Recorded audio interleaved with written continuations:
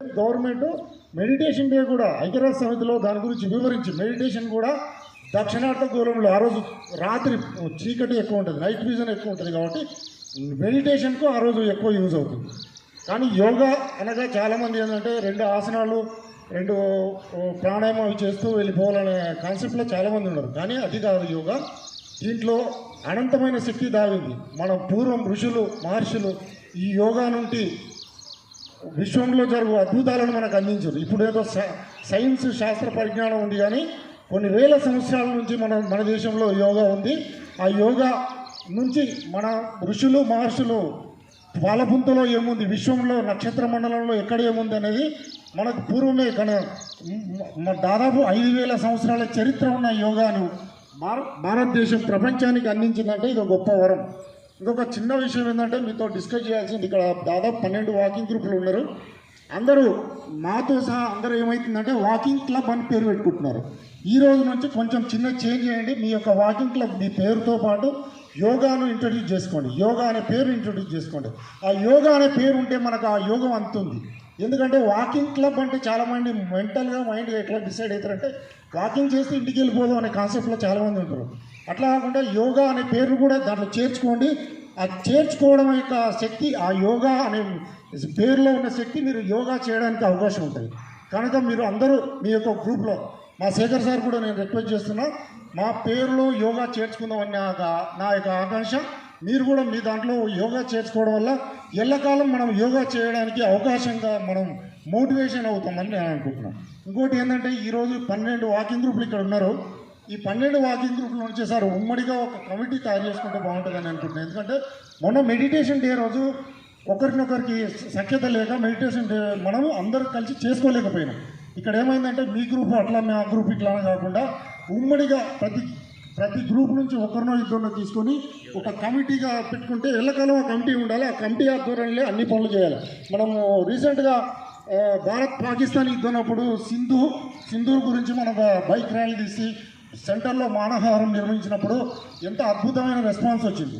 అందుకే ఒక కమిటీ ఎల్లకాలం ప్రతి గ్రూప్ నుంచి ఒకరినో ఇద్దరినో తీసుకొని ఒక కమిటీని మనం ఫామ్ చేసుకుంటే ఆ కమిటీ ద్వారా కార్యక్రమాలు చేద్దాం. అప్పుడు ఏమవుతుందంటే ఇక్కడ ఉన్నోళ్ళు మనందరం ఒకటే అనే భావన వస్తాయి. ఇప్పటివరకు ఏముందంటే ఆ గ్రూప్ వేరు ఈ గ్రూప్ వేరు అన్న కొంచెం వ్యత్యాసం ఉందని నేను గమనించిన. ఆ వ్యత్యాసం కూడా వెళ్ళిపోతుంది. ఒక కమిటీ ఉంటే ఆ కమిటీ ద్వారా కార్యక్రమాలు చేద్దాం. ఇంకోటి ఏంటంటే ఆ కమిటీకి నిధులు ఉండాలి. ఏ సంస్థ అయినా, ఏ వ్యాపార సంస్థ అయినా, ఏ గ్రూప్ అయినా ఆర్థికంగా బలంగా ఉన్నప్పుడే ఆ సంస్థ ముందుకెళ్ళడానికి, విజయం సాధించడానికి అవకాశం ఉంటుంది. కాబట్టి ఆ గ్రూప్కు కావలసిన నిధులని ఇదే గ్రూప్ల నుంచి డబ్బులు కలెక్ట్ చేయొద్దు. ఎందుకంటే ఇక్కడ ఉన్నోళ్ళు రోజు ఫైన్లు కట్టి, చిట్టి డబ్బులు కట్టి, ఏదైనా అకేషన్కు డబ్బులు ఇచ్చి అలిసిపోయిన సందర్భాలు ఉన్నాయి. కాబట్టి సమాజంలో ఆర్థికంగా బలంగా ఉన్నతో డొనేషన్ తీసుకొని ఆ కమిటీ ద్వారా నెక్స్ట్ జరిగే కార్యక్రమాలన్నీ చేసుకుందాం. ఈ 2 యోగా డే మెడిటేషన్ కాకుండా సమాజానికి పనికొచ్చే కార్యక్రమాలు మనం ఈ కమిటీ ద్వారా చేసుకుందాం నా యొక్క ఒపీనియన్. ఇంకోటి ఏంటంటే ఇంకొక విషయం నేను చిన్న ఉదాహరణ చెప్తాను. RSS రాష్ట్రీయ స్వయం సేవక సంస్థ అనేది నేను దాదాపు నా చిన్నతనంలో 3 సంవత్సరాలు దాంట్లో పనిచేసిన. దాంట్లో పనిచేసిన వ్యక్తి ఏ విధంగా ఉంటాడంటే నిక్కచ్చిగా, ధైర్యంగా, ఉన్నతంగా ఉండగలుగుతాడు. అందుకే మీ పిల్లల్ని RSSలో తిప్పండి. కొద్దిగా తిప్పితే ఏంటంటే ఆ పిల్లలు RSSలో ఉంటే కనీసం వాళ్ళ తల్లిదండ్రులను మంచిగా చూసుకుంటాడు. RSSలో ఉన్నాడు, వాళ్ళ తల్లిదండ్రులను, వాళ్ళ బంధువులను, పిల్లలను, దేశాన్ని, సమాజాన్ని మంచిగా చూసుకోవడానికి అవకాశం ఉంటుంది. దేశ రక్షణకు ఎప్పుడైతే అవసరం అనుకుంటే వాడు దానికి కూడా వెనకాడరు. అందుకే RSSను ఎప్పుడైనా మీరు RSS వక్తలు మాట్లాడినప్పుడు అబ్జర్వ్ చేయండి. వాళ్ళు మాట్లాడుతున్నప్పుడు మన రోమాలు నిక్కపరుచుకున్నట్టు ఉంటాయి. అంటే అంత స్పష్టంగా వాళ్ళు మాట్లాడతారు. నేను చాలా సందర్భంలో వాళ్ళ దగ్గర పోయినా దాదాపు 3 సంవత్సరాలు RSSలో పాల్గొని సంచాలకుగా ఉండి ఒక సంవత్సరం RSS గ్రూప్ నడిపినాడు. దాని మూలంగానే అనుకుంటా నేను ప్రతి సందర్భంలో ధైర్యంగా ఉండడానికి అవకాశం ఉంది. ప్రతిసారి ఇప్పుడు ప్రతిసారి ఎట్లుంటాడంటే RSSలో ఉన్నాడు అన్యాయాన్ని వ్యతిరేకిస్తాడు, కంపల్సరీ ధర్మ మార్గంలో ఉంటాడు. కాబట్టి మీరందరూ మీ పిల్లల్ని కనీసం 1 గంటనన్నా RSSలో తిప్పండి. కనీసం వదిలి రాండి, 1 గంట తర్వాత మళ్ళీ తోలుకురండి. ఎందుకంటే RSS అవసరం ఈ దేశానికి. RSS చాలా ఇంపార్టెంట్. చాలా దేశాల్లో యుక్త వయసు వచ్చినాక, మేజర్గా వచ్చినాక వాళ్ళ